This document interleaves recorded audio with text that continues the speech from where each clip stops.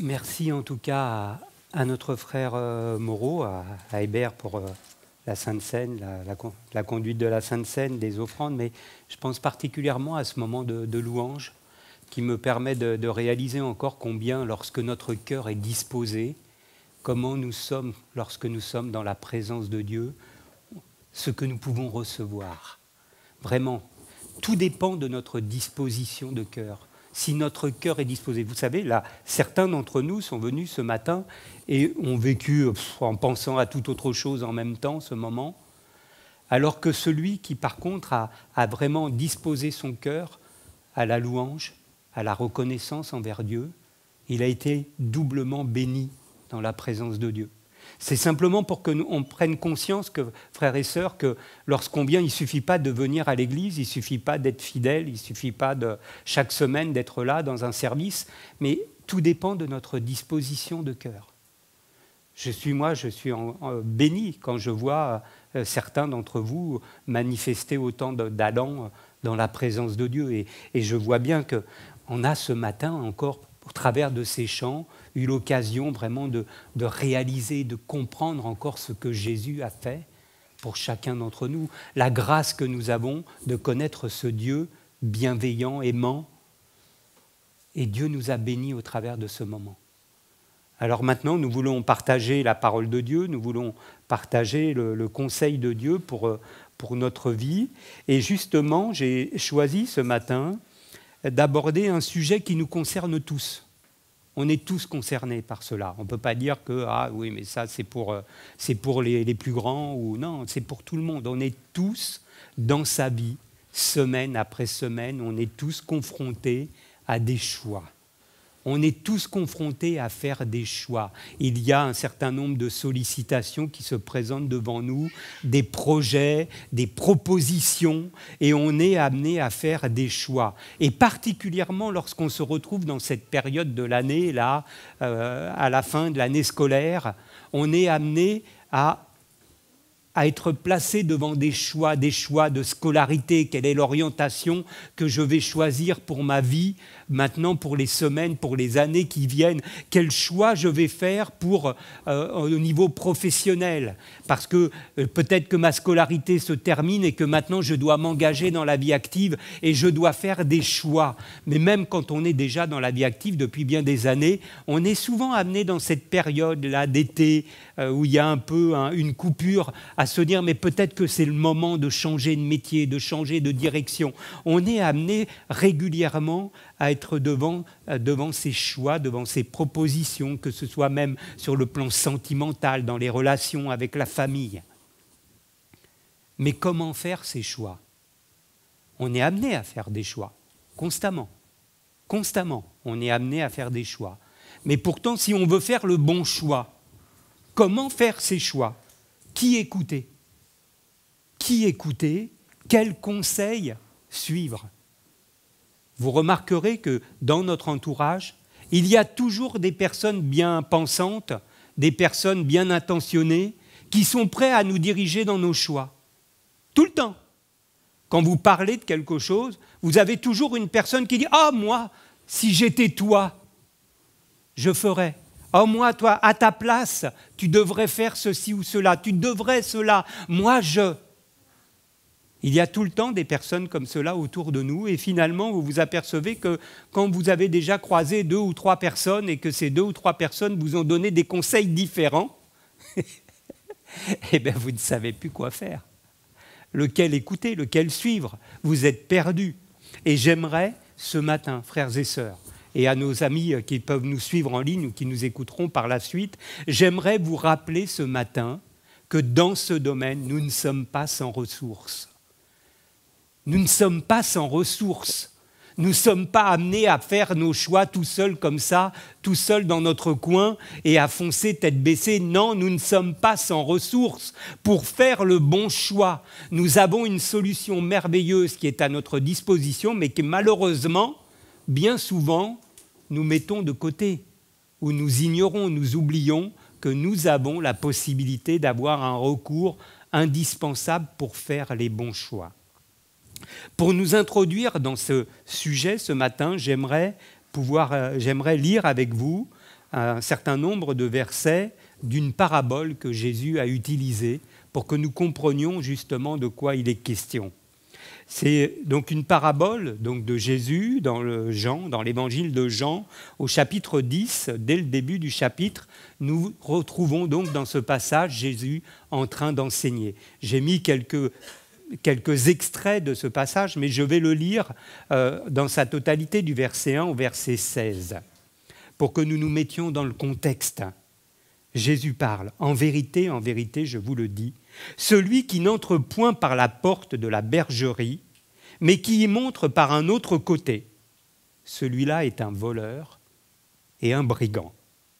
Mais celui qui entre par la porte est le berger des brebis. Le portier lui ouvre et les brebis entendent sa voix. Il appelle par leur nom les brebis qui lui appartiennent et les mène dehors. Lorsqu'il a fait sortir toutes celles qui lui appartiennent, il marche devant elles, et les brebis le suivent, parce qu'elles connaissent sa voix. Mais elles ne suivront point un étranger, mais elles fuiront loin de lui, parce qu'elles ne connaissent pas la voix des étrangers. Jésus leur dit cette parabole, mais ils ne la comprirent pas. Ils ne comprirent pas ce qu'il disait. Jésus leur dit encore, en vérité, je vous le dis, je suis la porte des brebis.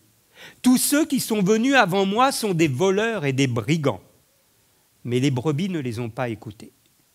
Moi, je suis la porte. Si quelqu'un entre par moi, il sera sauvé. Il entrera et sortira et trouvera des pâturages. Le voleur ne vient que pour voler et tuer et détruire. Moi, je suis venu afin que les brebis aient la vie et qu'elles l'aient en abondance. Moi, je suis le bon berger. Le berger donne sa vie pour ses brebis. Mais le mercenaire, qui n'est pas berger et à qui les brebis n'appartiennent pas, voit venir le loup, abandonne les brebis et s'enfuit. Et le loup s'en empare et les disperse. C'est qu'il est mercenaire et qu'il ne se met pas en peine des brebis. Moi, je suis le bon berger. Je connais mes brebis et mes brebis me connaissent. Comme le Père me connaît et comme je connais le Père, je donne ma vie pour les brebis. J'ai encore d'autres brebis qui ne sont pas de cette bergerie. Celles-là, il faut aussi que je les amène. Elles entendront ma voix et il y aura un seul troupeau, un seul berger. Voilà le texte sur lequel nous allons nous appuyer ce matin. Lorsque nous sommes amenés à faire des choix, se pose donc la question de qui allons-nous écouter ? Parce que bien souvent, les choix, nous ne les faisons pas tout seuls.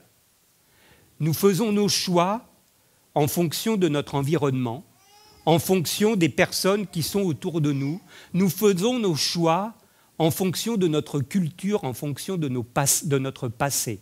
Ne croyez pas que vous êtes tout seul à faire votre choix. Votre choix dépend d'un certain nombre d'événements, de choses qui se sont passées autour de vous. Et il faut bien reconnaître et comprendre que l'être humain est très influençable. Qu'on le veuille ou non, qu'on le reconnaisse ou non. Parce que bien souvent, lorsqu'on nous dit que tu es influençable, nous n'aimons pas cela, nous ne voulons pas le reconnaître. Mais chacun d'entre nous, nous sommes très influençables. Que nous le comprenions, que nous l'acceptions ou pas, il faut bien réaliser que finalement, lorsque je prends une décision, elle est généralement influencée par un certain nombre de choses. Régulièrement, nous prenons des décisions, frères et sœurs, pour plaire à notre environnement. Nous prenons des décisions qui ne sont pas forcément celles que j'aurais peut-être dû prendre, mais nous les prenons parce que nous avons un environnement qui nous influence.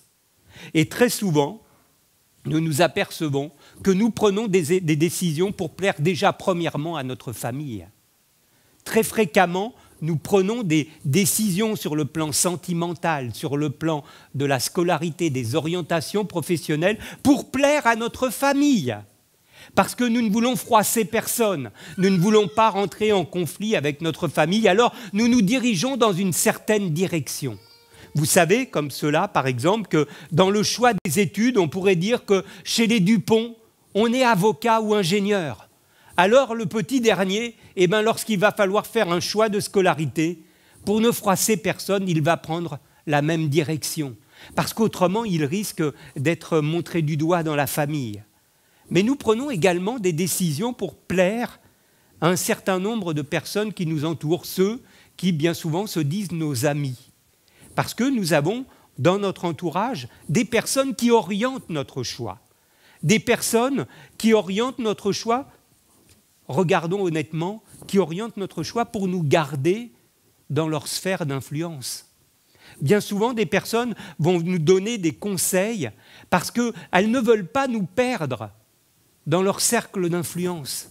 Alors elles vont nous dire « Ah non, fais pas ça, c'est pas bon pour toi, c'est pas une bonne chose ». Et peut-être que nous allons suivre cette direction parce que cette personne elle a une influence sur nous, elle domine sur nous, elle a vraiment une action dominante sur les décisions que je suis amené à prendre. Et nous le savons très bien que dans ce que nous appelons nos amis, il y a des personnes qui nous orientent et qui nous influencent, pas forcément pour notre bien.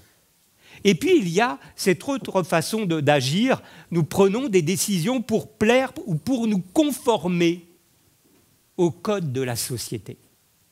Et oui, frères et sœurs, qu'on le veuille ou non, on est amené régulièrement à prendre des décisions parce que la société nous a inculqué, nous a fait rentrer dans notre cerveau un certain nombre de choses et qui nous fait comprendre qu'en fait, pour être heureux, il faut avoir tel emploi. Pour réussir dans la vie, pour être reconnu par la société, par ses pairs, par ceux qui nous entourent, il faut avoir une certaine position.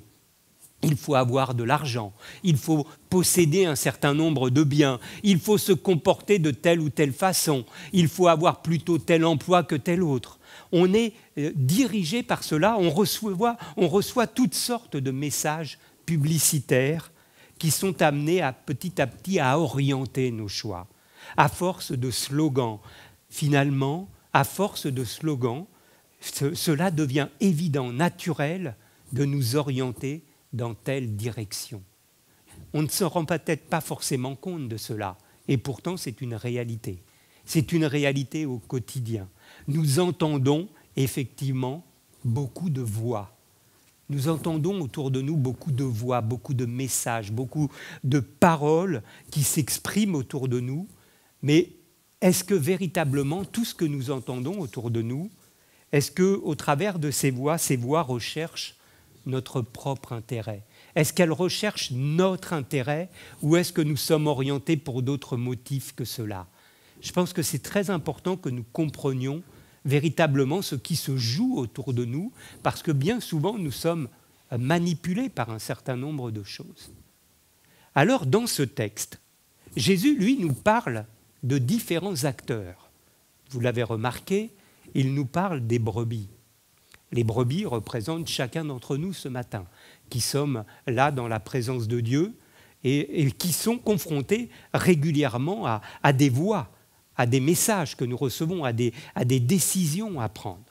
Les brebis, donc, représentent chacun d'entre nous. Et dans ce texte, Jésus nous parle d'autres acteurs. Il nous parle du voleur, il nous parle du brigand, il nous parle du mercenaire et il nous parle d'un berger. Nous allons revoir cela. Et donc se pose au travers de cela, au travers de ces différents acteurs que je viens de citer, quelle voix écoutons-nous? Parce que dans le texte que nous venons de lire, si vous avez été un peu attentifs, vous remarquerez que les brebis, elles entendaient des voix. Et elles ont été amenées à se positionner par rapport à chacune des voix qu'elles ont entendues. Elles ont entendu le voleur, le brigand, le mercenaire, le berger. Elles ont fait des choix en fonction de ce qu'elles ont entendu, en fonction de ce qu'elles savaient, en fonction des convictions qui étaient les leurs. Et nous sommes, pour notre part, chacun donc confrontés à ces mêmes voies. Lorsque l'on parcourt un petit peu les évangiles, on s'aperçoit qu'au début de son ministère, Jésus se retrouve dans le désert pour être tenté par le diable. Et que va faire le diable ? Le diable va proposer à Jésus un avenir radieux. Il va lui proposer les honneurs, il va lui proposer la gloire, le pouvoir, la reconnaissance. Et je pense que nombreux d'entre nous serions tentés de répondre favorablement à toutes ces sollicitations. Ces sollicitations du diable, ce sont des projets, ce sont des propositions, ce sont des choix. Il va donc bien falloir faire un certain nombre de choix. Et dans notre vie de tous les jours, nous sommes confrontés à ces mêmes choix. Le diable arrive vers Jésus et il lui propose un choix. Il lui propose la gloire, les honneurs. Il lui montre tous les royaumes sur lesquels il domine et il peut lui dire que toutes ces choses-là, je peux les mettre à ta disposition. Et Jésus va, donc on y reviendra par la suite, comment Jésus va réagir au travers de cela. Mais je pense que nous pourrions être nous-mêmes tentés de suivre ces choix. Tout simplement parce que nous sommes formatés par notre société. Nous sommes formatés par rapport à l'image que nous avons de la réussite dans notre monde. Et lorsque nous avons des propositions de réussite, c'est tentant. C'est tentant de réussir, c'est tentant d'avoir les honneurs, c'est tentant d'avoir la gloire, d'être reconnu par les autres, de devenir quelqu'un qui est riche. Parce que nous avons toutes ces images qui apparaissent dans la société, des choses que nous sommes obligés d'essayer de repousser. Voyons bien que la société nous fait comprendre que lorsque je suis au chômage, je ne suis pas grand-chose. Lorsque j'ai un emploi qui est dévalorisant, je ne suis pas grand-chose. Lorsque je suis célibataire, on nous renvoie l'image que je ne suis pas grand-chose. Lorsque je suis divorcé, qui suis-je ? Et ainsi, comme cela, petit à petit, nous avons un certain nombre de messages que nous recevons et qui font que nous ne nous sentons pas bien à l'aise par rapport à cela. Alors évidemment, si le voleur ou le brigand venait à ce moment-là et s'il nous proposait le succès, je pense que nous risquerions fort de le suivre. Il y a un véritable danger au travers des propositions qui nous sont faites, parce qu'elles sont alléchantes, parce qu'elles cherchent à nous emmener dans une direction dans laquelle nous allons nous éloigner du chemin que Dieu a préparé pour chacun d'entre nous. Au travers de cette parabole, Jésus nous avertit, Jésus nous met en garde contre les mobiles et les buts du diable, parce que le diable est menteur. Parce que le diable est voleur. C'est ce que nous dit la Bible. Ce texte nous dit ici, au verset 10, « Le voleur ne vient que pour dérober, égorger et détruire. » Derrière la belle sollicitation, derrière l'invitation au succès, il y a bien autre chose. Il y a cette idée derrière de détruire. Et d'ailleurs, dans un autre texte, dans l'épître de Pierre, il nous est dit au chapitre 5 et au verset 8 qu'il rôde comme un lion rugissant, cherchant qui il dévorera. Derrière les projets qui sont attirants, scintillants, il y a un autre projet qui est de nous dévorer, qui est de nous égorger, de nous écarter et de nous retirer de la main de notre Seigneur. Et Pierre nous dit dans ce texte, résistez-lui avec une foi ferme. Résistez-lui et non pas cédez-lui. Parce que si je cède à son invitation, à sa proposition, il va m'emmener sur d'autres chemins. Mais ici, Pierre nous dit, résistez-lui avec une foi ferme. Et nous voyons que le diable agit exactement de la même façon avec Jésus. Mais Jésus, lui, a su dévoiler ses arrière-pensées et repousser ses avances. Mais le diable, sachez-le, posez-vous les questions au travers des projets qui sont devant vous. Il y a des fois des propositions, des choses qui sont devant nous qui sont vraiment attirantes. On a presque envie d'y aller. Mais comprenons bien que le diable cherche à nous séduire pour pouvoir mieux nous étouffer. C'est toujours cela, parce que lui, il est menteur. Il n'a pas d'autre projet que de nous enlever de la main de notre Seigneur. Il cherche à nous étouffer et à nous faire croire qu'il existe un autre chemin plus direct pour le bonheur, pour atteindre le bonheur. Il nous fait croire qu'il y a un chemin détourné finalement bien. C'est un peu comme dans la Genèse lorsqu'il est dit « Mais Dieu a-t-il dit ? Dieu a-t-il vraiment dit ?» Et alors il nous fait croire cela, alors que la Bible nous dit tout simplement que le chemin à prendre est étroit et resserré. C'est ce que dit Jésus dans sa parole. Il ne nous dit pas que le chemin va être grand, large et qu'il va être facile. Il nous dit que le chemin va être étroit et resserré, alors que le diable, lui, nous montre d'autres possibilités. D'ailleurs, toujours, je reviens à ce texte de départ, dès le verset 1, Jésus nous dit que celui qui n'entre pas par la porte de la bergerie, qui prend donc des voies détournées, se verra l'accès à la bergerie refusé. Celui qui n'entre pas par la porte de la bergerie se verra l'accès refusé. Donc devant ces choix, devant ces propositions, devant ces projets, comment agissons-nous? Comment réfléchissons-nous? Qu'est-ce que nous cherchons à écouter? Savons-nous écouter? Savons-nous analyser les propositions, les projets, les choix qui se présentent devant nous? Lorsque nous regardons les évangiles, nous apercevons que dans un premier temps, qu'est-ce que Dieu met en avant, qu'est-ce que Jésus met en avant? Il nous dit tout simplement que nous avons une intelligence. Tout simplement. Plutôt que d'écouter n'importe quel conseil sans savoir ce qu'il y a derrière, Dieu nous dit tout simplement qu'il nous a donné une intelligence et qu'il va falloir faire jouer déjà cette intelligence, plutôt que d'écouter comme cela n'importe quel conseil. Et nous voyons que dans ce texte, dans Luc, au chapitre 14 et au verset 28, Jésus donne cet exemple. Chapitre 14, verset 28, il nous dit « Lorsque quelqu'un veut construire une tour, que fait-il? Il s'assit d'abord. Il s'assit d'abord pour calculer la dépense et pour voir s'il a de quoi terminer. Il réfléchit, il analyse. Dieu nous a donné une intelligence.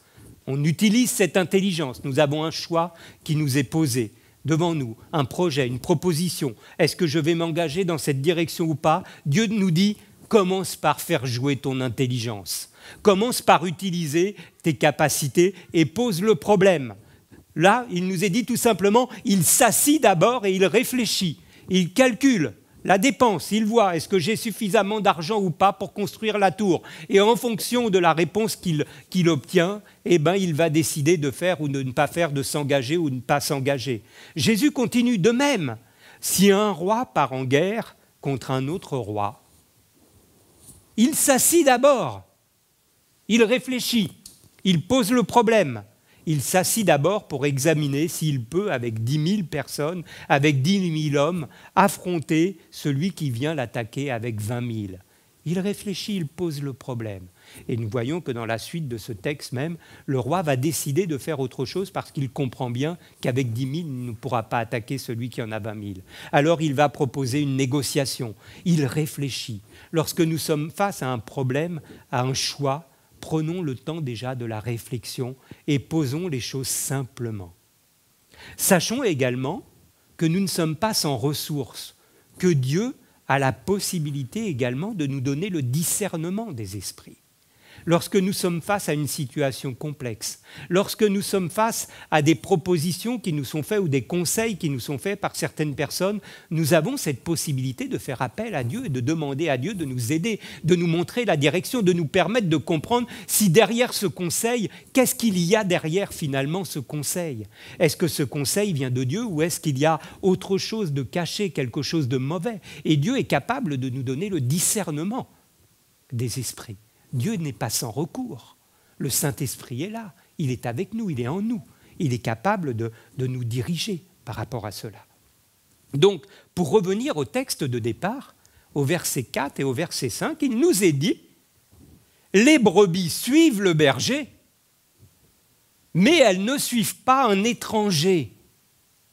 Elles fuiront loin de lui, car elles ne connaissent pas la voix des étrangers. » On ne suit pas n'importe quoi, frères et sœurs. Nous avons une voix que nous sommes amenés à connaître et nous devons savoir si ce que nous avons devant nous vient du Seigneur ou pas. Les brebis, dans la parabole que Jésus utilise, n'ont pas été piégées parce qu'elles savent faire la différence entre la voix du berger et ce qui est la voix de l'étranger. Parce que ce qui vient de l'étranger, elle ne le connaît pas. Elle ne connaît pas cette voix. Ce projet n'est pas normal. Cette proposition n'est pas cohérente. Et donc, savons-nous faire pour notre part la différence entre la voix du berger et la voix de l'étranger? Qu'est-ce que cela me dit dans ma façon d'agir au quotidien par rapport à ces propositions qui nous sont faites? Lorsque je suis devant un choix, devant une décision, je dois me poser un certain nombre de questions. Est-ce que cette proposition, ce projet, est-ce que cela est normal? Est-ce que c'est logique comme situation? Est-ce que cela vient de Dieu? Est-ce que selon nous, par rapport à ce que nous connaissons de Dieu, par rapport à ce que nous connaissons de la voix du berger, est-ce que cela vient de Dieu? Il y a quelquefois des portes qui s'ouvrent grandes ouvertes devant nous, mais c'est louche même. C'est curieux quand même, comme situation. Comment est-ce possible qu'une telle ouverture se présente devant nous? Posons-nous un certain nombre de questions. Est-ce que cela vient de Dieu? Est-ce que Dieu agit comme cela par rapport à nos expériences passées, par rapport à ce que nous lisons dans la Bible? Est-ce que Dieu agit de cette façon-là? Interrogeons-nous avant de foncer tête baissée et de nous retrouver dans une situation où nous allons avoir de gros dégâts, une situation embarrassante, une situation blessante, une situation où nous allons peut-être vivre des souffrances terribles. Posons-nous la question. Est-ce que Dieu agit ainsi? Est-ce que le choix que je suis en train de faire, est-ce qu'il est conforme avec la volonté de Dieu? Il y a des orientations où ça ne serait pas difficile de savoir qu'elles ne sont pas justes. Il suffit de comprendre que ce n'est pas dans la volonté de Dieu. Il y a des orientations, peut-être des professions, des choses ou des relations que nous pouvons avoir avec certaines personnes où spontanément, nous sommes à même, normalement, de comprendre que ce n'est pas dans la volonté de Dieu.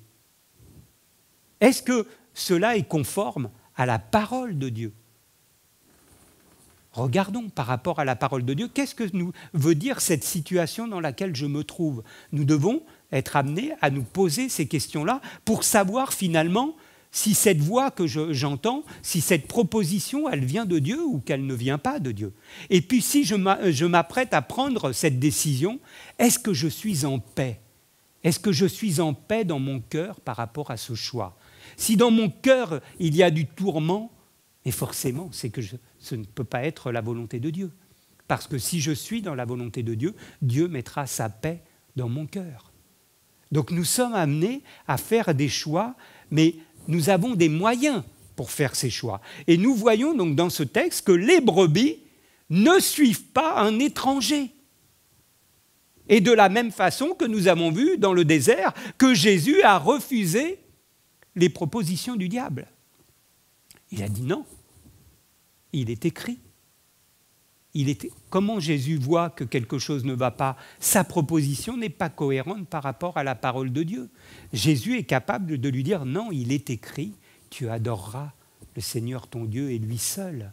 Il est capable, il a les moyens de voir que la proposition, parce que le diable est là séduisant, il arrive avec sa séduction pour essayer de nous emmener dans la mauvaise direction. Donc faisons attention, frères et sœurs, aux pièges que le diable nous tend, parce qu'à partir du moment que nous sommes enfants de Dieu, nous sommes forcément sujets à ces pièges, parce que le diable cherche à nous éloigner de Dieu, il cherche à nous détourner du chemin pour nous retirer de la main de Dieu et pour nous égorger, pour nous tuer tout simplement, pour nous détruire. C'est une réalité spirituelle. Alors dans ce texte, Jésus nous parle d'un autre acteur. Il nous parle des mercenaires. Il nous parle du mercenaire. Le mercenaire, ce sont ces hommes à cette époque où Jésus, du temps de Jésus, il en existe encore aujourd'hui, même si on en parle beaucoup moins, ce sont ces hommes qui se vendaient au plus offrant et qui exerçaient un service pour le compte de quelqu'un moyennant salaire. Ce qui veut dire que ces mercenaires, en fait, ils choisissaient de servir telle personne ou telle personne simplement dans leur propre intérêt. Et uniquement dans leur propre intérêt. Uniquement. Eh bien, pour comprendre cette situation, j'aimerais que nous comprenions un petit peu des fois les choses que nous sommes amenés à vivre au quotidien. Parce que dans notre quotidien, dans notre vie, au fur et à mesure des années qui s'écoulent, nous apercevons que bien des personnes gravitent dans notre entourage. Nous avons des personnes qui sont autour de nous, finalement, et qui sont autour de nous pendant un temps. Vous avez dû vivre cela, que pendant un temps, vous avez des personnes qui sont là extrêmement présentes, qui presque deviennent indispensables. Elles apparaissent, elles sont arrivées d'un seul coup, comme ça, dans votre entourage, et elles sont devenues indispensables. Vous ne pouvez plus rien faire sans elles. Vous ne pouvez plus décider de quoi que ce soit sans elles. Elles sont toujours présentes. On a l'impression que c'est vraiment devenu la personne la plus importante pour vous. Vous ne voyez plus que par elles, mais pendant un temps, puis elles disparaissent. Du jour au lendemain, elles ne sont plus là. Elles sont arrivées par hasard dans votre entourage, et puis un jour ou l'autre, elles disparaissent comme semblables à ces mercenaires. Semblables à ces mercenaires. Est-ce que ceux qui nous entourent, ceux qui ont une influence sur nous, autour de nous, peut-être en ce moment-là, peut-être que c'est des choses que vous avez vécues dans le passé, mais est-ce que ces personnes qui nous entourent et qui ont une telle influence sur nous, est-ce que finalement elles recherchent véritablement votre intérêt? Est-ce qu'elles recherchent votre bonheur? Est-ce qu'elles recherchent votre épanouissement? Parce qu'il y a tellement autour de nous de personnes qui nous conseillent, mais dans leur propre intérêt à eux, pas le vôtre.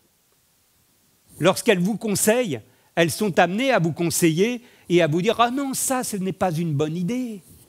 Tout simplement parce que si tu t'en vas, elles ne vont plus t'avoir sous son influence et qu'elles ont besoin de toi. Elles ont besoin de toi pour exister. Alors elle dit « Ah non, ce n'est pas une bonne idée de partir là. Oh, ce n'est pas une bonne idée de changer d'emploi. » Parce que si tu changes d'emploi, eh ben, elle te perd si c'est un collègue de travail. Si tu pars dans une autre région, elle te perd sous leur coupe. Alors elle cherche à t'expliquer que ça, ce n'est pas une bonne idée de faire cela. Et que voyons-nous ici dans le texte? Verset 12, il nous est dit que les brebis n'appartiennent pas aux mercenaires. Comprenons bien que vous n'êtes pas attachés et redevables à ces personnes. C'est une alerte qui est faite ici par la parole de Dieu. Vous n'êtes pas attachés et redevables à ces personnes-là, contrairement à ce qu'elles vous disent. Parce que vous avez sûrement connu, ou peut-être actuellement vous connaissez des personnes qui vous disent « mais tu me dois tellement, tu es redevable par rapport à ce que j'ai fait pour toi. Sans moi, tu ne serais rien. » Je ne sais pas si vous avez déjà entendu ces personnes autour de vous qui ont le toupet de vous dire que sans moi, tu ne serais rien. Il y a comme cela des personnes autour de nous qui cherchent à nous manipuler. Mais ces personnes-là, vous vous apercevez que lorsque le danger arrive, lorsque les problèmes arrivent, lorsque les galères, les malheurs arrivent, eh bien elles disparaissent. Elles ne sont plus là. Et que voyons-nous dans le texte ici, au verset 12 ? Lorsqu'il voit le loup, le mercenaire, lorsqu'il voit le loup, il abandonne les brebis, il prend la fuite. Et que va-t-il se passer? Le loup va ravir les brebis et les disperser. Et de même, dans les situations que nous sommes amenés à vivre quelquefois, quand ces circonstances arrivent, eh bien ces soi-disant amis ne sont plus là. Ils ont disparu. Ils étaient indispensables pendant un temps, mais lorsque la difficulté est arrivée, ils ne sont plus là. Et au verset 13, Jésus nous dit « Le mercenaire s'enfuit tout simplement parce qu'il est mercenaire et qu'il cherche tout simplement son propre intérêt. » Il rajoute encore au verset 13 « Il ne se met pas en peine des brebis. » Le mercenaire, c'est une façon, c'est un état d'être qui fait que l'on ne regarde qu'à soi-même, qu'on regarde toujours son propre intérêt. Et j'aimerais, au travers de cela, juste faire un avertissement pour qu'on comprenne bien également que dans le service, dans l'Église de Christ, nous ne devons pas être des mercenaires. Nous ne devons pas rechercher notre propre intérêt, nous ne devons pas rechercher les honneurs, un gain quelconque par rapport à notre service, parce qu'autrement nous faisons fausse piste. Lorsque nous servons dans l'Église, nous devons avoir au contraire le cœur du berger. Le cœur du berger qui est amené à se donner pour ses brebis. Et d'ailleurs, je regardais au travers de cela, dans Ézéchiel au chapitre 34, nous y retrouvons dans tout un chapitre qui est consacré à ce thème. Nous avons un jugement extrêmement sévère à l'égard des mauvais bergers. Les mauvais bergers qui ont recherché leur propre intérêt, les mauvais bergers qui ont agi avec violence, avec dureté, qui ont cherché à profiter des brebis au lieu de les soigner, au lieu de les guérir, au lieu de les fortifier. Dieu voit ces choses. Donc prenons garde que lorsque nous sommes dans le service pour Dieu, de servir avec un cœur de berger. C'est ainsi que Pierre dit dans 1 Pierre chapitre 5, verset 2, « Paissez le troupeau de Dieu qui est sous votre garde, non par contrainte, mais volontairement, non pour un gain sordide, mais avec dévouement. » Nous avons donc vu l'image du voleur, du brigand, qui est l'image du diable, l'image du mercenaire, qui est celui qui cherche son propre intérêt uniquement, qui ne cherche pas le nôtre. Et puis dans ce texte, apparaît le berger. Le berger. Je vous disais en introduction que nous ne sommes pas sans ressources pour faire les bons choix. Nous ne sommes pas sans ressources. Et nous le voyons ici au travers de ce texte, Jésus est le bon berger. Jésus est le bon berger. Et je ne sais pas, on ne réalise peut-être pas ce que cela veut dire au travers de ces simples paroles, mais lorsque Jésus affirme qu'il est le bon berger, il affirme au travers de cela qu'il est Dieu. Il affirme qu'il est un avec le Père. Et d'ailleurs, les auditeurs de Jésus ont tout de suite compris ce qu'il était en train de dire, parce que je n'ai pas lu le verset final de ce passage-là, mais dès que Jésus a terminé sa parabole, les Juifs sont horrifiés par ce qu'il vient de dire, et ils vont même dire « mais il a un démon ». Il a un démon, parce qu'en prononçant que je suis le bon berger, Jésus est en train de se faire l'égal de Dieu lui-même. Il est en train de montrer qu'il est un avec le Père, parce que dans l'Ancien Testament, il n'y a qu'un seul berger. Le berger qui conduit son peuple, et c'est Dieu lui-même. Et donc, les auditeurs ont complètement compris ce que Jésus était en train de dire.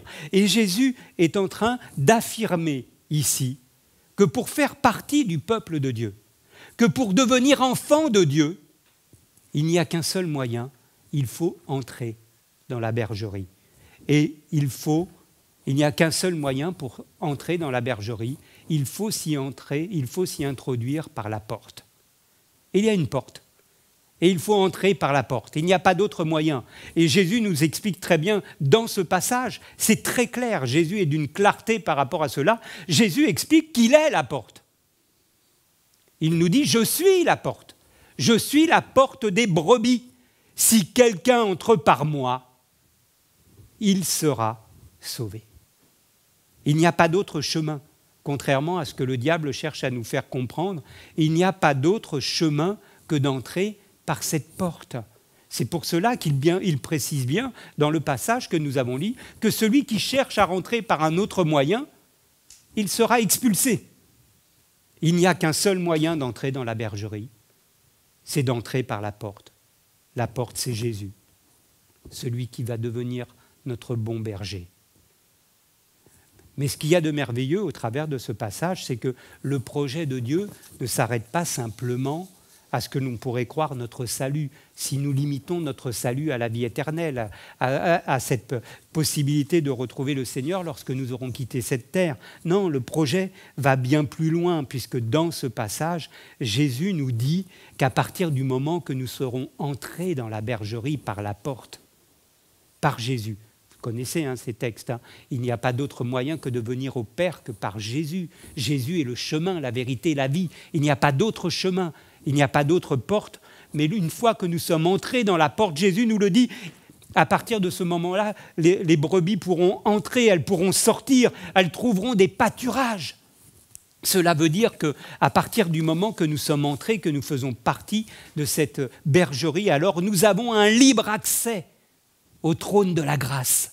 Nous avons un libre accès, la possibilité de venir là dans la relation, dans la communion avec le Père, de nous confier en lui. Nous sommes sous sa garde, sous sa direction. Nous avons le privilège d'être conduits par le berger. Nous avons ce privilège d'avoir reçu le Saint-Esprit pour nous diriger, pour nous conseiller, pour nous avertir.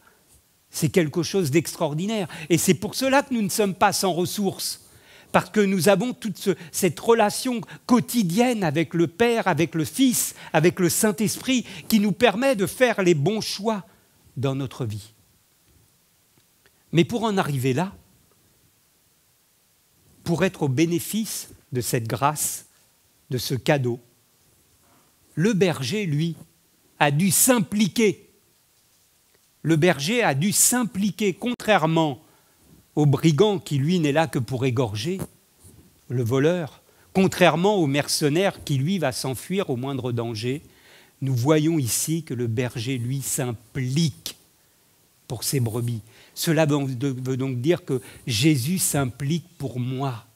Jésus s'implique pour toi, pour chacun d'entre nous.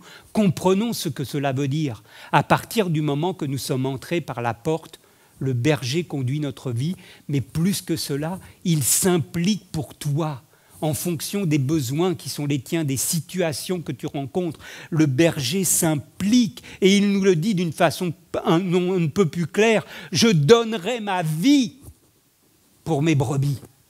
Voilà le berger que nous avons, celui dont nous pouvons entendre la voix, parce que nous savons qu'à partir du moment que nous écoutons la voix du berger, nous n'avons rien à craindre. Nous ne comprenons peut-être pas des fois les choix que Dieu nous propose, mais nous n'avons rien à craindre, parce que nous savons que ce que fait le berger est toujours dans notre intérêt, est toujours le meilleur pour nous-mêmes. D'ailleurs, au travers de ces textes, nous découvrons quelques caractéristiques de ce bon berger. Nous voyons qu'au verset 10, qu'il cherche le meilleur pour les brebis. Il ne cherche que leur bonheur. Il nous dit au verset 10, « Je suis venu afin que les brebis aient la vie et qu'ils l'aient en abondance. » Vous voyez, ce n'est pas quelque chose pour nous manipuler, quelque chose pour nous contraindre, mais au contraire, Dieu veut que nous ayons une vie, que nous puissions véritablement bénéficier, de profiter de la vie qu'il a préparée pour nous et que cette vie, nous puissions en vivre, en bénéficier en abondance. Ce n'est pas quelque chose de limité. Quand on pense qu'à côté de cela, nous avons vu le mercenaire qui, lui, ne cherche que son propre intérêt et qui s'enfuit au moindre obstacle. Et nous voyons la relation, au travers de ce texte, nous voyons quelle est la relation que nous pouvons établir avec le berger. Le berger nous dit qu'il connaît, je connais mes brebis. Je connais mes brebis. Vous vous rendez compte que nous avons un Dieu, ce grand Dieu, si puissant, créateur du monde, du ciel, de la terre. Et ce grand Dieu peut dire, je te connais, personnellement. Je connais mes brebis. Mais c'est incroyable, la relation que nous pouvons établir avec ce Dieu. Ce Dieu connaît ses brebis. Vous imaginez un troupeau de brebis, vous voyez les images qui peuvent apparaître sur le diaporama. Quand on voit un troupeau de brebis, comment vous pouvez dire que là-dedans, il y a telle brebis, telle autre, les connaître par leur nom, et pourtant le berger connaît ses brebis par leur nom. Et Dieu, malgré la multitude d'êtres humains, il nous connaît par notre nom. Il connaît notre cœur, il connaît notre caractère, il connaît nos aspirations. Il sait ce à quoi nous aspirons, ce que nous aimerions. Il nous connaît par notre nom et à partir de là, il nous est dit, il les conduira. Il marchera devant elle, il s'implique avec elle. Il est là face à l'obstacle, il marche devant nous. Et il nous est dit au verset 4, « Et les brebis me suivent, car elles me connaissent. » Est-ce que nous connaissons la voix du bon berger? C'est la question qui se pose. Est-ce que nous connaissons la voix du bon berger? Lorsque nous sommes confrontés à un choix, lorsque nous sommes confrontés à un projet, à des propositions, avec notre intelligence, avec l'aide de l'esprit, nous sommes amenés à faire des choix et à comprendre si cette voie, c'est celle de mon Dieu. Est-ce que cette voie, ce projet, il est bien dans la direction et dans le plan de Dieu pour ma vie? C'est déterminant. Et nous ne sommes pas sans ressources. Je pense que nous avons tous les éléments en main pour faire la différence entre ce qui ne vient pas de Dieu et ce qui vient du berger. Nous avons tout ce qu'il faut pour nous décider. Vous connaissez ce texte merveilleux du psaume 23. L'Éternel est mon berger, je ne manquerai de rien. Il me conduit dans de verts pâturages, il me dirige près des eaux paisibles, il restaure mon âme. Savons-nous écouter la voix du bon berger? Dans la parabole, Jésus nous a montré que les brebis ne se font jamais piéger parce qu'elles savent reconnaître la voix du bon berger. Il y avait des faux bergers, il y avait des étrangers qui sont venus pour les prendre et les emmener dans une mauvaise direction, pour les piéger. Mais dans la parabole, Jésus nous montre qu'à aucun moment, les brebis ne se font piéger. Que cela puisse en être ainsi pour nous, et tout cela va dépendre de notre attachement au berger. Est-ce que nous entretenons cette relation avec lui? Est-ce que nous avons cette communion avec le Seigneur, avec sa parole, avec le Père, à l'écoute de ce que le Saint-Esprit nous dit? Et si nous sommes dans cette relation, dans cette communion, forcément, le Seigneur va nous alerter. Il va placer quelque chose dans notre cœur pour nous dire que là, tu vois bien, ça ne va pas. Il va faire en sorte que nous ne soyons pas dans la paix, pour que nous puissions prendre la bonne décision. C'est tout à fait possible. On n'est pas dans le mirage, hein. On n'est pas dans une histoire, là. On est dans la réalité spirituelle. Si nous avons cette relation avec Dieu, nous saurons faire les bons choix. C'est ce que Jésus nous a dit. Et si Jésus nous l'a dit, c'est que c'est la vérité. Alors que nous puissions vraiment être alertés au travers de cela. Vous avez des choix à faire aujourd'hui. Vous avez des propositions qui vous sont soumises en ce moment. Vous en aurez la semaine prochaine. Vous serez confrontés à d'autres choix, des choix importants, des choix à court terme, des choix à moyen terme, des choix à long terme. Vous avez des choix à faire, frères et sœurs. Faites-le en connaissance de cause, en fonction de ce que Dieu a mis à votre disposition. Et qu'il vous bénisse, qu'il nous bénisse tous ensemble pour que nous soyons en mesure de faire les bons choix. Amen. Seigneur, je veux te rendre grâce pour ta parole. Je veux te bénir, te louer, parce que tu es un grand Dieu, Seigneur. Lorsque nous voyons ta parole, lorsque nous prenons le temps de la méditer, de l'écouter, de l'analyser, de la recevoir dans notre cœur, d'ouvrir notre cœur pour qu'elle puisse faire son effet, alors là, nous voyons combien tu es grand, combien tu es immense, combien ta patience est grande, combien nous réalisons ce que cela veut dire, que l'Éternel est mon berger. Combien nous pouvons prendre conscience et prononcer comme David, « Je ne manquerai de rien ». Oui, Seigneur, si nous nous confions en toi, rien ne nous manquera. Et nous savons que la bénédiction sera sur nos vies, Seigneur. Bien sûr qu'il y aura des obstacles, bien sûr qu'il y aura des pièges, bien sûr qu'il y aura des gens qui vont graviter dans notre entourage recherchant leur propre intérêt. Mais tu es là, tu ne fais jamais défaut. Je veux te bénir, je veux te louer ce matin pour ta grandeur, pour ta bonté. Merci mon berger. Amen. Alléluia.